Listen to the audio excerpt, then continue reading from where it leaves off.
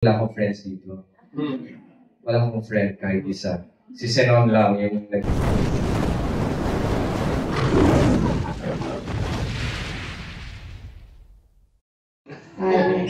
Up next is MG1 for you, TV5. Alright, my first question is, of course, for Cheryl. Your thoughts about just, finally ending Sins of the Father. I mean, I remember nung nag-start pa lang kayo, you guys are really excited. I know you're still excited for the finale, but your thoughts about just ending this series?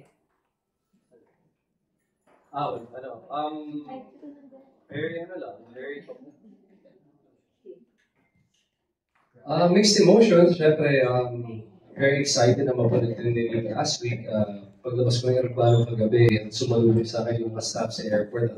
Alam nila na last 2 weeks na namin. Sumisip ko sila, last 2 weeks. And I said, yeah, abangan nyo kasi marami pong dapat mangyayari. But syempre, at the same time, nalulungkot ako kasi talagang lahat kami binibigay namin yung pinaka-best namin.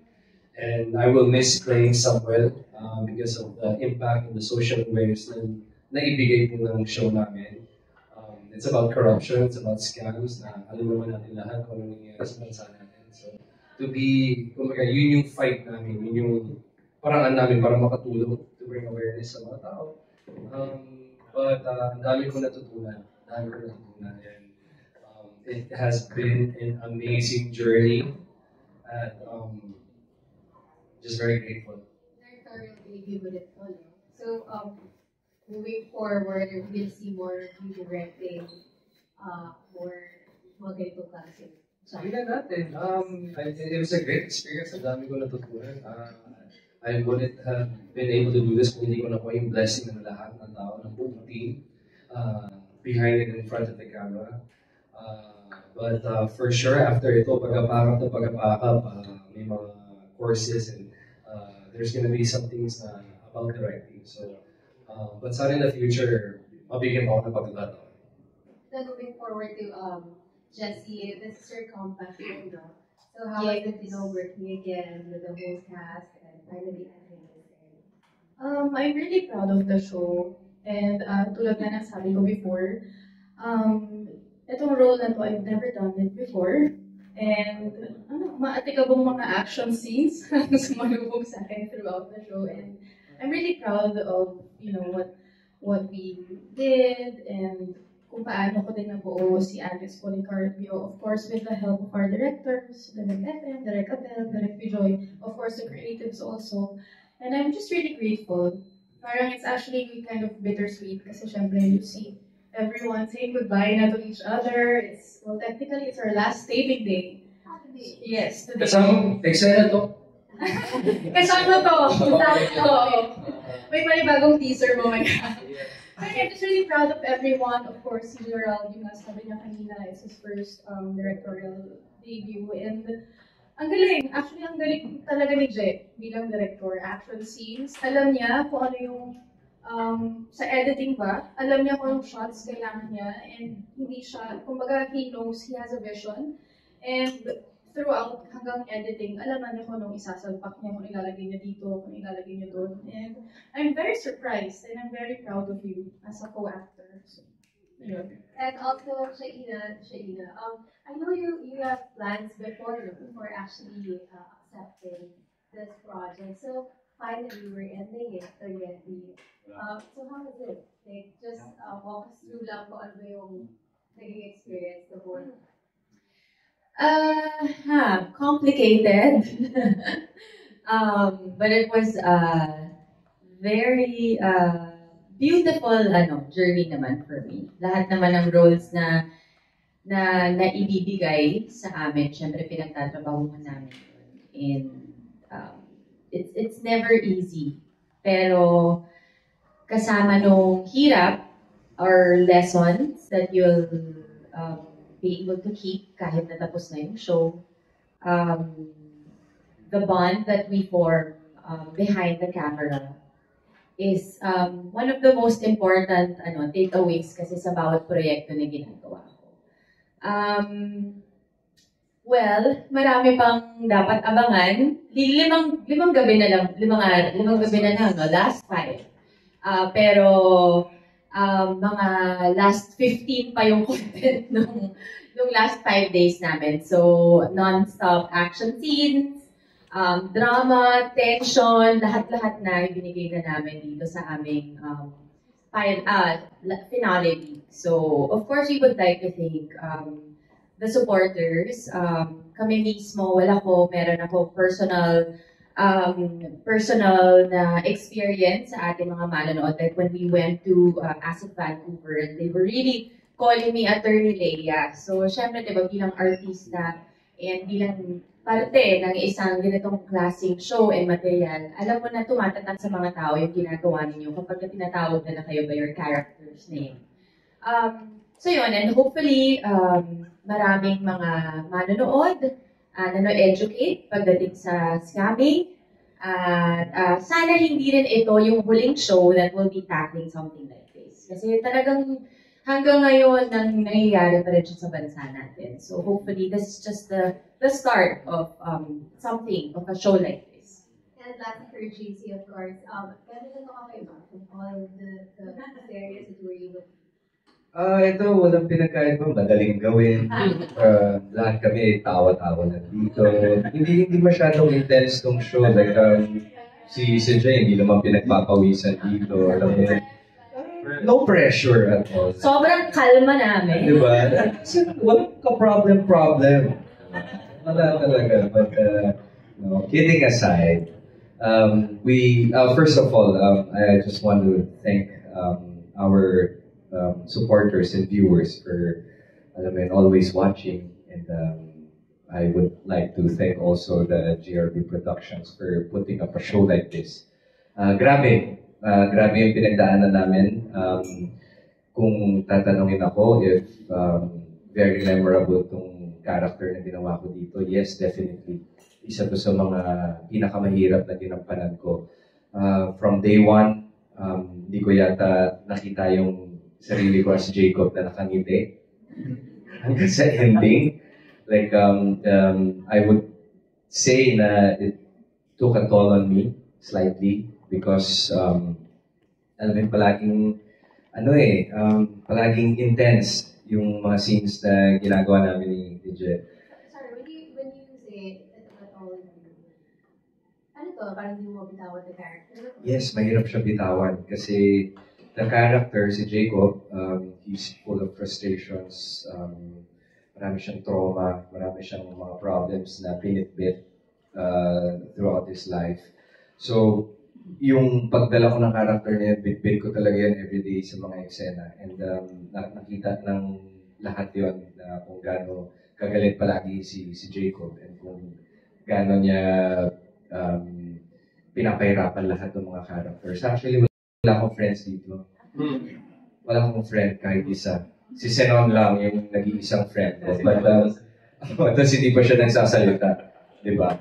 So, yun yung hardest part dun. Kasi I have to play that role na, wala akong kasundo dito sa lahat ng cast. And si Je, palagi ko siyang ka-eksena, pero never kami nag-usap na maayos.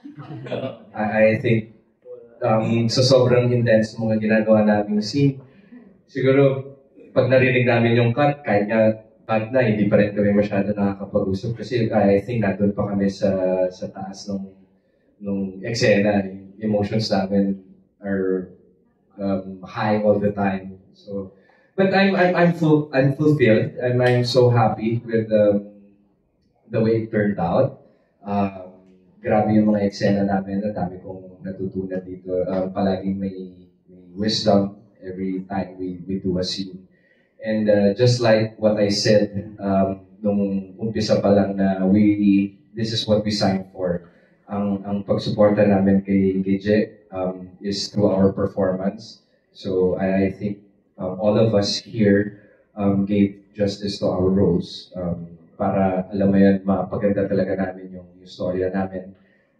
Mapanatili namin na intense lahat yung mga ginagawa namin. And hindi naman tayo magiging number one sa I Want and sa YouTube, di ba? Yung ganun kataas na viewership kung hindi intense yung ginagawa namin, kung hindi nakapag-perform lahat. And ayun, I just want to thank everyone, including our directors who are all very collaborative and very generous in giving us wisdom every day. And of course, syempre, si Jay, he set the tone very high na hindi siya intense na tao. Hindi. Pero ganun niya, sinimulan niya show and it's up to us para sumabay sa kanya. And I think he made us good also because of setting that tone. Thank you so much. Very good. Let's now go to MJ Marfori. Okay. Congratulations sa series. And since natanong na yung iba sa kay Francine and Seth, Shayna said na yung mga lessons you will, you'll take with you even post the series. So, what were that lessons for both of you? Wala, ang hirap pala. Pero, siguro po bukod sa mga lessons na natutunan ko from my co-actors and from our directors, it would be the story of the series itself. Ito na yung panahon para protektahan natin yung sarili natin sa lahat ng kasamaan sa paligid. Ito na yung time para mas matalino tayo sa lahat ng ginagawa natin. Kung ano mang choices or decisions yun sa buhay. Kasi ang laki nung from nagsimula sa kasalanan ng tatay, nabasa sa anak, hanggang sa nag-spread siya ng parang virus. And I wanna pong pahabain pa, but to make it short, ang masasabi kong pinaka-lesson na natutunan ko is lumaban. Lalo pag nasa tama ka. And if you know na hindi na tama yung ginagawa sa'yo. How about for you, Seth? Siguro po sa pagtatrabaho, ang ginagawa po namin, personally, sobrang dami ko natutunan. Kada araw na ang directors ko, Unit 1, Unit 2, Unit 3, iba-iba ang napupulot kong aral. Iba-iba ang tinuturo sa amin, dalawa, ni Francine. At sobrang saya ko doon. Sobrang laking, para sa akin, arsenal ko yung ang dami kong nakuhang arsenal dito sa Sins of the Father na show na to. And sa kwento naman, siguro nung una, parang, nung nabasa ko yung script, sobrang lalim ako naiintindihan yung script. Sobrang lalim na hindi lahat ng tao aware sa ganitong istorya, ganitong nangyayari. Minsan, nandiyan na sa harap nila pero hindi nila napapansin o sinasadyang hindi pansin. And ito natapos na namin, sobrang yun, tama po yung sinabi ni Francis na sa panahon ngayon, parang kapag namamana ba talaga ng anak ang kasalanan ng isang magulang o nasa anak ang puputol puputol ng ganung eksena sa buhay ng pamilya o ng cycle. So yun, talagang napaka-importante na alam natin aware tayo, conscious tayo sa mga paligid natin. And yun nga, hindi porket may kasalanan ng magulang mo, ganun ka na. Nasa sa'yo yan. At saka pwede kang maging pwede kang sa magulang, pwede ko yung sumalba sa kanila. Yun yung natutunan ko. May matututunan din sa atin ng mga nakakatanda sa atin. Yun ang natutunan ko dito. And yun, siyempre, napapanahon din talaga. Sobrang ako nagulat doon sa tinakbo ng kwento. Hindi po namin alam yung script in advance. So, nung hawak na namin yung mga week, parang sobrang nakakagulat na napapanahon sa atin. And yun, ang saya lang na i-play si Enzo para sa ganun. At least yung mga kaitaro namin, Gen Z, mas maging aware. Andito na tayo sa 2025 na parang lahat na ng tao is kaya ng bumoses. So, i-amplify namin yun as an actor. Yes. Thank you. Very well said. Thank you so much. My second question would be for Gerald, because you keep on, raising the bar each time you make a project. And it's always something about, social responsibility. Kung magaling nga, may mga ganitong tema, what will be your next? What are you gunning for? Anong klaseng storya?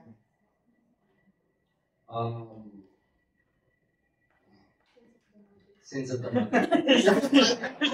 Sins of the brother. Sins of the tito. Marami pa yan. Marami sa family.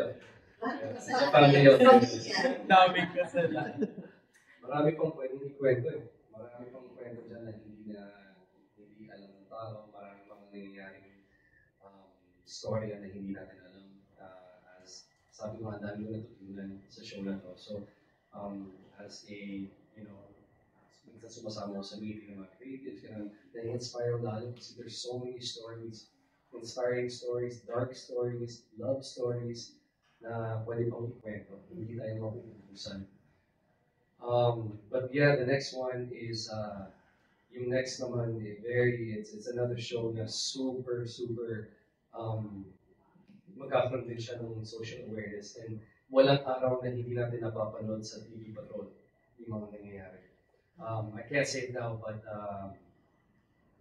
it's another inspiring show. And I'm early this year pa lang, and even during this show, nag-start na kami develop. So I'm excited for that. And like I always said, ang hinihingi ko lang po sa ABS is sana ay lagi po may social awareness at may matututunan yung tao.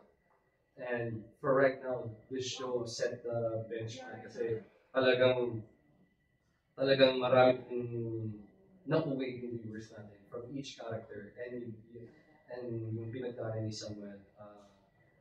Just sa buhay natin, there's marami mga ups and downs, marami pong challenges na darating, but katulad ng character ni Samuel na lagi lumalaban, basta nasa tama, and gagawin lahat para sa pamilya. I think each and every one of us, ganun naman din tayo sa kanya-kanyang paraan. Going back to sa nangyayari sa bansa natin, kanya-kanyang paraan yan sa pagpapakita ng suporta. And for me, my number one way of showing support is through the projects I do. That's why every day mas inspired ako kasi alam ko every taping day may kwento kami, may mapupulot yung tao sa amin. And with this show, like I said kanina, really set that bar high. But kilala niyo ako, I love challenges. So excited ako for the next one. Thank you. Thank you so much. Totoo yun. Talagang social awareness nito. I think that's why number 1 tayo simula August on I Want TV. Congratulations sa totoo ng JRB team. Number 1, I think it's because of that, because it's very relatable. Ang daming natututunan ng mga tao, at ang daming nakaka-relate. Parang at one point tayo siguro na-scam na rin, di ba?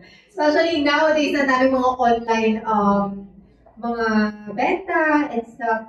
Yes, pa, any more questions? Ayan, for our next question, we have Tito June Lali, the entertainment editor from Passion. Thank you, Tito Justin.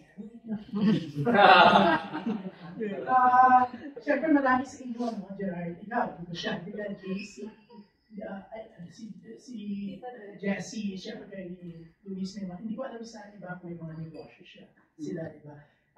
With sins of the past.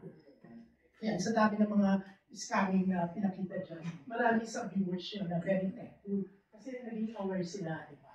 Na mga posible na maging paraan sa pag-scam. So, yun, very thankful sila. Nakakalungkot na this is your finale week. Pero ang question po is, kayo ba mismo?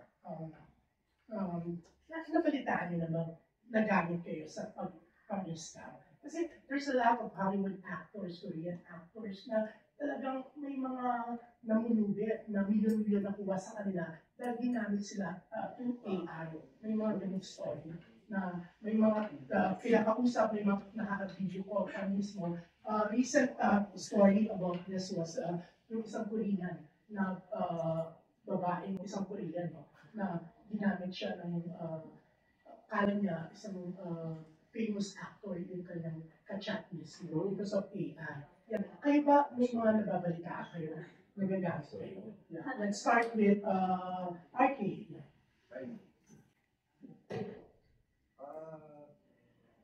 So far naman, wala naman akong ganun experience. Pero, there was one time na I think na optionally investment also. And unfortunately, hindi pala, it turned out to be a scam. Nagsarado na yung investment na yun, but I heard some people na nagre-recruit pala sila using my check and my name. Pero hindi naman sa naging cause ng kahit anong negative sa part ko. Kinolak ko lang din yung attention nila. Buti na lang napigilan. Yeah. At least, kasi may isang actor na kulong because of that. Oo nga. So yung mga ganung mga gray area, kahit hindi ka naman talaga masali or hindi ka naman talaga really involved. Or ikaw lang din mismo naging victim. Parang minsan na damay ka pa. So, yun lang. Yun yung experience ko dun sa... And mga online, may mga experience na gano'n. Alam mo yung binabayaran mo or yung tinatransfer mong money, is legit. And after mo mag-transfer, wala na. Nakasarado na yung, naka-block na yung Go-block, that's what. Yeah, sa ina. Well, thankfully, hindi pa nangyari sa akin. Although, just yesterday, meron akong kaibigan na she was sent a link from her bank. And yun na, she just clicked on that link and then, naubos yung pera niya. So, it's something na kung hindi man, kaya nga, I feel na itong show na to is really very important sa atin, maski sa amin at sa mga ating mga manonood. Kasi kung hindi man nangyari sa'yo, I'm pretty sure meron tayong kakilala, kapamilya na nakaranas na ng ganitong mga bagay. Yung sinasabi mo na, I think that's a love scam. And we also, meron din talaga. Even here in the Philippines, Yes. just last week, may isang babae siya. 3 days na siya sa airport, inaabangan niya yung foreigner na nang siya and everything. Tapos, pinalabas na in-hold daw siya sa immigration. He needs to pay again 20,000. Diba? Tapos paniwala sila. Yun nga eh. Pero, kaya nagpapasalamat ako sa ating writers and the Jen, our directors. Kasi yung love scam na sinasabi ninyo, natackle din namin yan. So, kaya nga, it's really very important na gumawa tayo ng mga material, ng mga proyekto na kagaya nito na makakatulong sa ating mga manonood. Seth. Ako po personally, na-scam na ako. Yung biktima naman po ako ng scheme, yung credit card. Parang nagpagas. Tapos yung credit card ko na yung minsan ng galawin, yung for emergency lang, na-swipe ng airmat ko sa isang pagkasulinahan. Tapos, after ng mga siguro 4 days, parang nag-send ng bill ng 100 plus yung bill ng credit card ko na na-trace pa, pinambili ng ticket ng aeroplano. Tapos, sobra ako nagulat nun kasi syempre cargo ko yun. Syempre, tatawag ko sa bangko, iimbestigahan pa nila sa malaking pera rin. Pero yun naman, buti naniwala sa akin bangko. Yun lang yung nakakatakot na experience ko. First time, may scam. About Francine. Ako, sa awa ko ng Diyos, hindi po ako nasa-scam at huwag po sana mangyari. Pero may mga kaibigan ako na na-scam, yung pinag-i-invest ng pera, tapos kunwari palalakihin, tapos the next day na kukunin na dapat nila, biglang zero na yung balance ng accounts nila. Tapos yun, hindi na nila makuha ever. Yung iba ng utang pa parang may naipasok lang doon na pang-invest nila. Yung iba nagsimula ng mga jewelry nila. Ang dami. Pero yun po, ako hindi pa po nakaka-experience. Balikan na natin siya, Ina. Click yung link, no? Diba? Pero ako, always, diba, may paalala na never click any link, diba? Oo, pero sa isang click lang, millions yung nawala sa kanya. So, Yeah, sadly, ganun yung mga nangyayari ngayon. So yun nga, at least kung hindi man nangyari sa'yo, nangyari yan sa kaibigan mo or kapamilya mo, at napanood mo sa TV, masasabi mo na sa mga kakilala mo na, oh, from now on, since talagang laganap pa rin siya, talagang nangyayari siya. Like, to educate our viewers, to not click. So nice. Nag-educate yung scenes of the matter. JC, ikaw na yung business. Well, sa business naman, wala pa naman nangyayari. But personally, frequent credit card user kasi ako. And the downside of it before na hindi ko pa alam dati yung mga scam na yan. Kasi nga, you have to put in your information sa lahat ng online na transactions, di ba? And you use your credit card sa pag-swipe sa gasoline stations, di ba? Pag-hihingi nila. Or sa restaurants, yung mga ganyan. So, one day, while sleeping, pagkagising ko, naka-receive ako dun sa bangko ng series of messages na may Mexican peso, merong from Cuba, from ganyan, tapos trying to withdraw money. So, I immediately called my bank. Sabi ko, may gumagamit ng credit card ko, blah, blah, blah. The first 3 messages, hindi nila na-save yung, hindi nila kayang i-dispute na. So, parang nakuhaan ako ng 6 digits na pera. So, that's a lot. And then, ang masama nun, yun nga, hindi ko na na-save yung initial na withdrawal. Yung mga sumunod na natanggap ko nung morning, yun yung na-dispute. Pero while sleeping, nung madaling araw, nagtatry na mag-withdraw. Dapat pala, sumasagot ka na dun sa text message ng bank. Pero kapag walang sagot pala dun sa bank, automatically proceed yung withdrawal. So, nahassle ako dun kasi nawalan ako ng, yun nga, mga 6 digits na. And then, wala akong magawa dun sa bank. And then, they cannot save. So, yun nga, with this show, at least, ngayon, yung mga kababayan natin, magiging aware sila na kapag gumagamit ng credit card, use it wisely. Hindi porque kailangan ng information online, ibig sabihin, ipasok mo lahat ng information mo. Better, pumunta ka na lang sa store or use cash para may makaiwas sa ganito. And I don't know kung anong gagawin ng government natin dito and yung sa bangko natin kung paano nila tataas yung security level nila sa mga ganito. I just hope na soon and matapos na itong lahat na ito kasi syempre dami natin mga kababayan na nananakawan, kawawa naman kami. Tayo. Yes. Yung sa AI, actually recently, 2 weeks ago, tinulungan ko ng Star Magic ng ABS-CBN. Ginamit yung, actually from Sins of the Father, MediaCon din yun. Yung sa Gateway, ginamit yung interview ko. Pinalitan lang yung sinasabi ko, pero nagaya totally yung bukas ng bibig. Napalitan yung sinasabi ko, yung boses ko gaya-gaya. So, ano siya parang online casino site or something na ginagamit yung mga celebrities para i-promote yung business nila. So, tinulungan ako ng ABS, of course, kasi galing sa Sins of the Father yung material. So, at least kahit pa paano na-take down. Pero ang daming mga artista pa rin na iba na nagagamit pa rin yung sila mismo para manloko ng ibang tao. So, AI is very scary, di ba? Na-deepfake nila yung face ng isang tao para lang sabihin or gawin kung ano yung gusto man nilang ipakita na hindi naman totoo din. So, yun, sana mas mag-ingat pa tayong lahat. And of course, sana yung mga gumagawa ng mga ganong bagay, sana tumigil na rin. Kasi syempre, ang daming buhay na naapektuhan din, di ba? So, hindi din maganda talaga.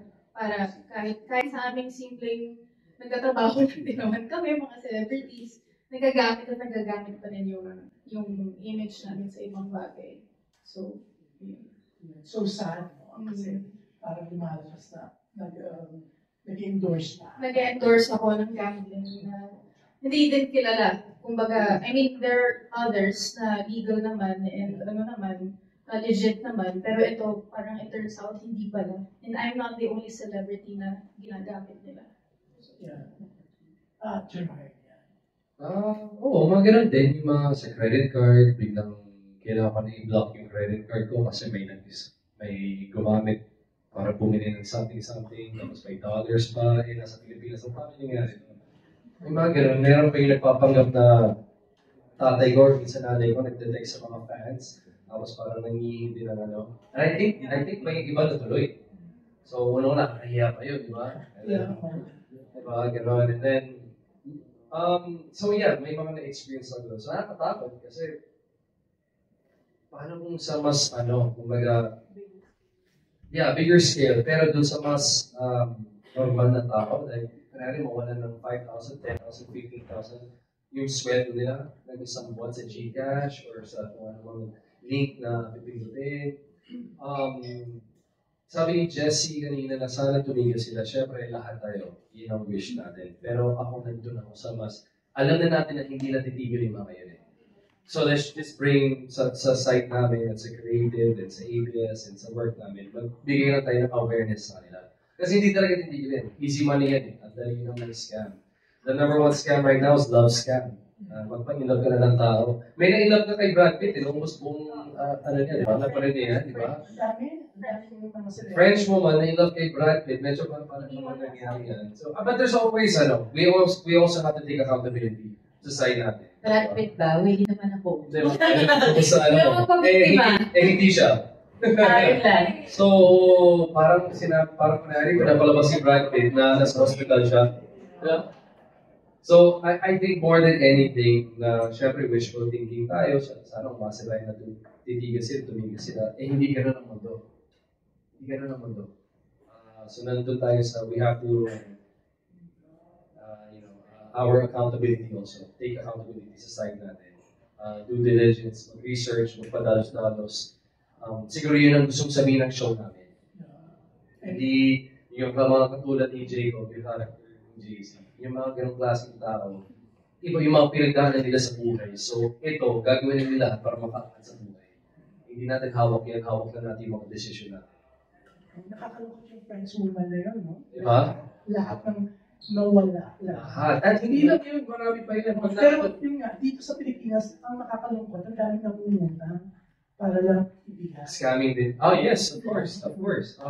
Yung lady dun sa naiiyak na hinihintay niya yung foreigner na dati, nangutang na siya, plus pinakuutang ulit siya ng 20,000 para kasi inuod ng immigration. Kita mo. Siguro, basta nakakalungkot. Marami mga OFWs din natin na scam. Kasi minsan, yung masyadong maasa sa pag-ibig, yung loveless, di ba? So, hindi ko dapat itatanong ko kung loveless. Sabi ko na, pupunta ka na doon. Sabi ko na eh. Nalaging creative. Galing ha. Kayo.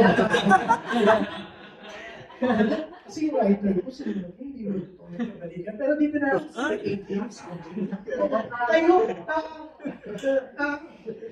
galing ka sa mga personal experiences sa mga kakilala nyo o kayo mismo, yung part ng mga napanood namin sa Sins of the Father.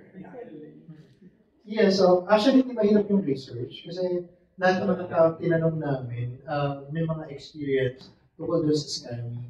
Tsaka ito yun din gaya ng sinabi ni Gerald kanina, yun talaga yung mandate namin, yun din naman talaga yung punto sa amin mula sa management nila Tapori, GRD, Gerald, na kailangan talaga ng social awareness, yung kailangan malapit doon sa totoong experience ng mga tao, ng mga manonood. Ayun, nung nagtatanong kami about like scamming, dami namin kwento. So, ang manugot lang ngayon is that we had barely scratched the surface. Ang dami pa namin material na parang ano pa yung mga iba't ibang klase ng scamming. Kaso, nag-extend na. So, ang ganda na ng extension namin. Yes,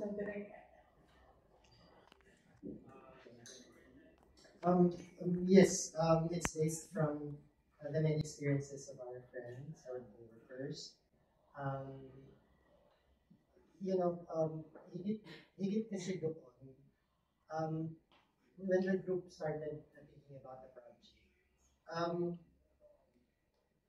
we wanted to be relevant dun sa ano yung gusto namin isulat. And, nagsimula naman lahat sa ano, in the last 10 years, our industry, the media industry has been in question. Sino sa atin ang relevant? The media giants, the new media, the digital media, who speaks of the truth. Diba, yung credibility natin, bagsak. And what is our role in this time and age where our work is in question? And so sabi namin, let's go back to what's around us. Let's depict the truth. And from there, we saw that the biggest issues we have now, kung yung corruption is becoming the institutions of power against people. Itong scam, it's people among people. Yung nasa baba. Na hindi na ma-provide ng institutions of power yung security sa mamamayan.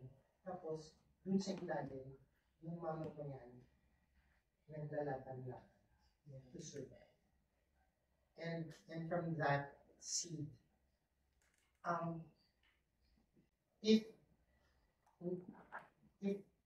there's a question of credibility from us workers in the business, we'd rather find and amplify an issue na may magagawa kami. And I wish, in the end of this press con, you help us write about the issues that we are facing. No, parte kasi ng the other thing that we wanted to discuss, which is very relevant. If your father commits a mistake, what is your responsibilities as children? Hindi naman siguro po tayo bulag sa nangyayari sa lipunan. Sa mga nakita natin nagmamalaki na kumakain ng 700,000 worth of a dinner when a lot of the people are ang constituents nila ay nagmumulito. Mga nakakapag-display ng 4 million worth of a bag samantalang ang nakalubog ang katawan hanggang leeg. We are very proud not of the fact na naghihirap yung bansa. Pero sa tingin ko po, yung ginawa ng grupo, I wish. Sabi nga nila, napaka-critical po natin pag pumipili tayo ng mga kandidata natin sa Miss Universe. Pero yung pipili po tayo ng kandidato natin na tutulong sa kabuhayan natin, ay parang malaki po yung problema natin.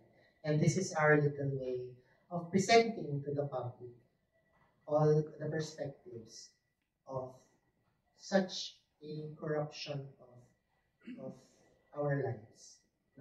From the victims, from those who condone the scamming business, for those who run the scamming, at higit sa lahat po, it gave a voice to those who are voiceless.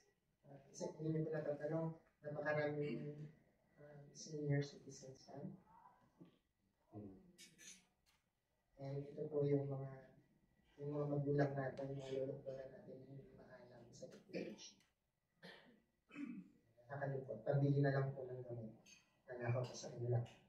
So, I think, lahat ng ito, this is our response, our industry's response to what's happening around us. I enjoyed you help us. Thank you, Direk. Very well said. Ang galing. Kaso yung pagtingin mo sa akin kanina, yung sinasabi mo, kandidata sa Miss Universe, hindi ko alam kung gusto mo ba akong sugal. Yung scam na word, ano yung tingin mo sa akin? Pero, actually, very inspiring the way you guys yung pag-answer nyo talagang parang lalo ko tuloy mamimiss ang sins of the father na pinaliwit na. Sana kahit magkaroon ng once a week na ganito para maging reminder sa lalo na makaiwas sa scamming sa mga kaluloko. Yung mga viewers, di ba? Sabi, si school mag-usap. Sabi niya, tanongin mo tungkol sa kung kakasal ba o fake news. Sabi ko, hindi naman scamming yung fake news. Ano ka siya, Gerard? Malay natin, may season 3, marami pang mga scam na hindi na-tackle, di ba? Maganda tayo. Of course, may question tayo from Alex Rosa. To Gerald, you seem to have an I cannot give what I don't have attitude towards the early victims of the scam, right? Early victims of the scam. Yeah, the scam that your father orchestrated. Parang that was your attitude. Will it change during the finale? Ay, sa second or third week pa lang, nagbago na eh. Nag-decide na si Samuel kasi nakita niya yung pinagdadaanan, yung hirap na pinagdadaanan ng mga biktima. Nadadamay rin siya doon sa ginawa ng tatay niya. So, doon sa sinabi ni Direk Edwin kanina, what should a child do kapag nagkamali yung tatay? And si Samuel nag-decide na ayusin, i-correct yung mali, ibalik lahat sa mga biktima. Kasi biktima rin siya ng panahon. Mga decisions na ginawa ng tatay niya na hindi naman niya ginawa. So, kaya niyang humarap sa mga malalaking tao, katulad ni Jacob, yung character ni JC.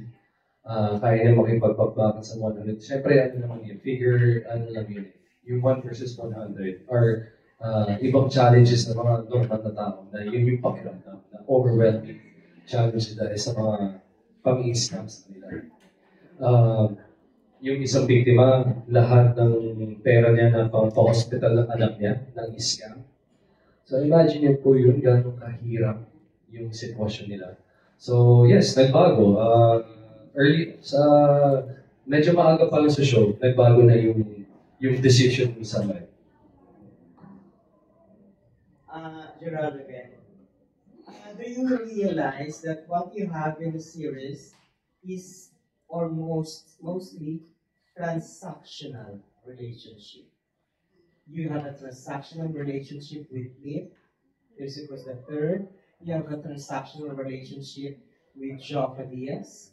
You have a transactional relationship with the character of JC De Vera, and so on and so forth. What have you learned from all these transactional relationships? Transactional relationships? What have I learned? Well, medyo ito itong dynamics namin kasi talagang mga masasambuan. Gumagawa sila ng mga masasama. Maraming nalalagay sa hindi magandang sitwasyon dahil sa mga pinagagawa nila. So, he had yung motivation ni Samuel para makipag-relasyon sa kanila is different because gusto niya papaksakin itong mga to. So, his transaction is tapusin yung kasama na ginagawa nila. One last question. What sin of your father are you willing to inherit? What sin of my father am I willing to inherit? What sin of my father? Wala. There's no sin kasi sin nga eh. So, ang maging gwapo, sin ba yun? Kasalanan ba yun? Hindi na natin kasalanan yun. Hindi. Wala. There's no sin. Kino-correct na nga ni Samuel yung sin na ginawa ng tatay niya. So, wala siyang gusto makuha dun sana mga mabubuti lang. But syempre, like I said, wala namang perfectong tao. Lahat tayo may mga kanya-kanyang pagkakamali. Lahat tayo may mga kanya-kanyang pinagdadaanan. So, siguro tayo, lalo na sa Facebook, kaya natin magbawas ng pagiging judgmental. Thank you.